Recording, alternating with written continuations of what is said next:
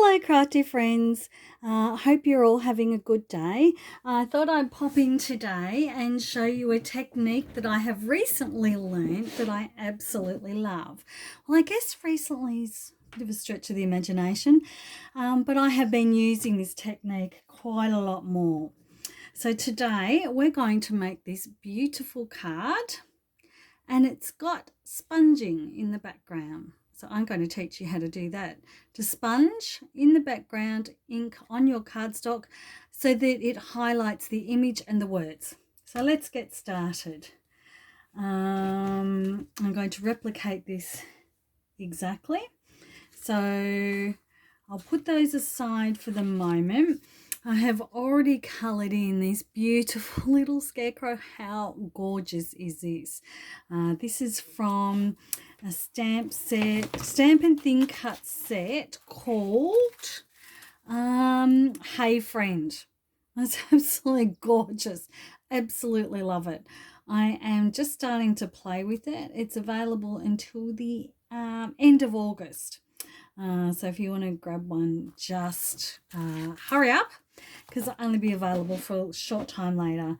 But oh man, how gorgeous is this little scarecrow. And I've decided to make it into a she-crow.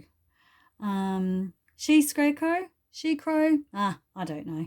Anyway, a lady scarecrow. And I have coloured in using the Close to My Heart watercolour brushes, watercolour pencils as a dry colour, which means I have not put in any water onto the watercolour. Okay, so the first thing, I have decided that this is the scarecrow is what I'm going to want to highlight, and also I want a sentiment that sits about there. And then I ended up having a sentiment sort of down there. So that's where I want to put my ink really. I want to put my ink here behind the scarecrow and then here behind the sentiment. Okay, so we'll move that aside. And I decided that I wanted the mist, because mist is, it can be a lighter colour or a darker colour, which is what I need. And it just seems to be a nice neutral as well. So I'm using the Close to My Heart brushes, blending brushes. You could also use the sponge as well, and I'll show you a different effect using the sponge, but I want something nice and creamy and that goes together well. So I've decided on the brush. Now what I'm going to do, by the way, I don't wash my brushes every time I use them, and that means it just layers on the colour, so you end up with some really interesting colour combinations. This one had previously had quite a lot of yellow on it, you can see there, and so that made a nice color combination with the mist. So there we go. So what I'm doing is tapping on the ink. Can you see on there? It's loaded, and then I'm just going to tap it off a little bit because I don't want so much. And then I'm also tapping it on there just to release a bit of the ink. So I'm starting at the top of the card because that's where I want the ink to be, the top, and then move down the bottom. Here we go. Tap, tap, tap, tap. I'm not sure how much you can see of this. And then I'm going to just tap it off onto the lid. There we go. So it's not a dark colour. And then across the card as well, up and across, until I load what I'm happy with. It's a little bit darker down there, so I'm not as happy. I don't want the whole card covered. So there we go. It's quite dark on there now. That's enough, I think. However, I'm going to check and see. I might have a little bit more on the sides, perhaps.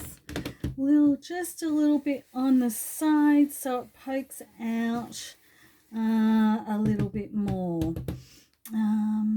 And maybe some more up the top here. There we go. Okay, you can see I've got a smudge there, so that's interesting. I don't know how I'm going to cover that. Let's go. Anyway, this is a sample. You'll see the finished product. So yeah, I'm quite happy. Yes, can you see here? I'll pop it up. So can you see that it's sponged behind? It gives the scarecrow just a place to rest on the card. Ignore that bit there. It's irritating me, but I'm not going to do another one. So there you go, that's where it rests. And to give the card a little bit more dimension, I'm going to distress the edges. So there's lots of ways of distressing the edges, but the simplest and the easiest that I use, I just want a straight line around it. What I want is this line here, this line of colour.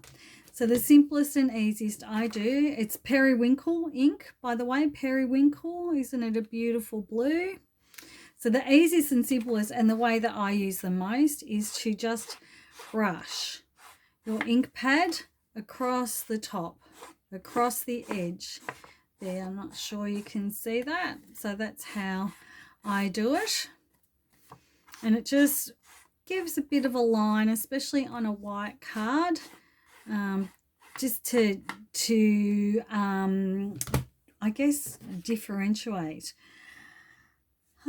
Okay, so now, see there? That's quite good. I'm happy with the ink coverage. I'm happy with the line. So I'm going to adhere this onto the card base. Now this card base, I looked at the mixings, the current mixings. The current mixings go well with all of our colours. They're a neutral colour palette with subtle patterns and textures. So I wanted something country or something that'll go with the scarecrow. Found this small plaid. Doesn't that look great? And it will really match in with the scarecrow. There you go. So there's the base on my card. I won't pop the rest on until I've done the stamping. So next I'm going to put my scarecrow on, and just to pop him up a little tiny bit, I'm going to put some 3D foam tape on the back, just so he's got a bit of height, a bit of dimension. Oh, her. She's got a bit of dimension about her. That's right, it's a she-crow. I mustn't forget that. Here we go, 3D foam tape, close to my heart, 3D foam tape. I have bucket loads of this stuff. I love it. Use it all the time. 3D foam tape's great for adding dimension to your project, scrapbooking or card making. Use it a lot to pop things up. So I think I want him there. I want her there. Goodness me. Not been very good with my she's, am I, today? There you go. So there's the scarecrow, the she-crow, scarecrow. And just this little flower up here. I just want something extra. And I'm just putting a bit of clear shimmer brush in the middle of that circle, and so that just gives it a bit of something, because I'm not going to put a lot of embellishments on this card, so I just wanted a bit of something else. Now I'm going to stamp 2 sentiments in Harbour ink. That's Mist is the lighter colour and Harbour is the darker colour, and I'm quite happy with that. Now what I'm going to do is add the back of the stamps, the foam insert in the stamps, and that gives it, that extra cushioning gives it a bit better of a impression. So hopefully it'll be all right. So I want this one, this You Are Made of Wonderful. I want that sort of above where I'm putting the happy birthday. So sort of mid card there. I'll clean this off and I will use this block again for my happy birthday, which is from, it's from the Cozy Stamp and Thin Cut set. And that's the card making stamp set. So you get this stamp, sorry friends, you get this stamp set and thin cut set with the Cozy card making set. And I like the little happy birthday on this one. So here you go, happy birthday just at the top. And what am I going to do there? Sort of offset. I like it offset, so that both sentiments aren't all in line. I'll put away my ink so I don't get any more ink on this. It's already annoyed me. Oh, I know what I could do. Oh, I don't know. I'll probably do it off camera. So now all I want to do is finish off with a little heart. I think a little wood chip heart will be really cute. Sit there. So I will just use my tape, my adhesive, and that adhesive is so strong. I wonder if another little heart will look good down here. A bigger heart maybe this one. Will that look all right if I put that there? Will that look stupid? No, but then I have to put another one. So I'll put that one down. See, there's always a way to fix an oopsie, I find. There you go. And now I need I need 3. I can't have less than 3. Oh, here you go. I think this is the right size. Where am I going to put that though? Oh, here. So eyes like to rest on 3 or 5 odd numbers of embellishments. So and triangles as well. So I've hit the brief here. I've got 3 and I've got a triangle.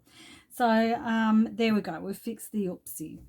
So now I can adhere this to my card front and we're almost done. Oops, there we go. And I'll just pop that on there because I've cut it to 5.5 and 4 1/4, which will go exactly onto the card front. And just there you go.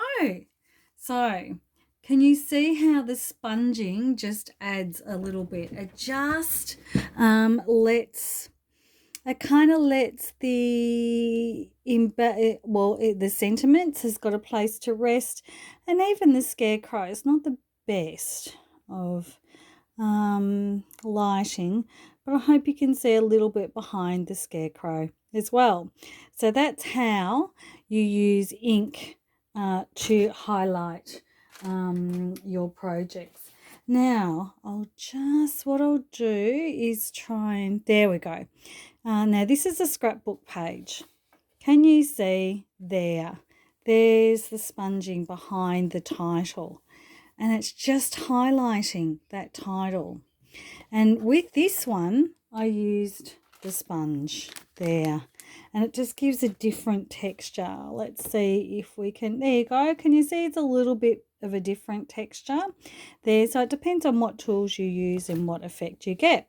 So friends, I really hope you have enjoyed today me showing you how to do that very simple technique to add a bit of wow perhaps to your projects, something a little bit different that you're learning.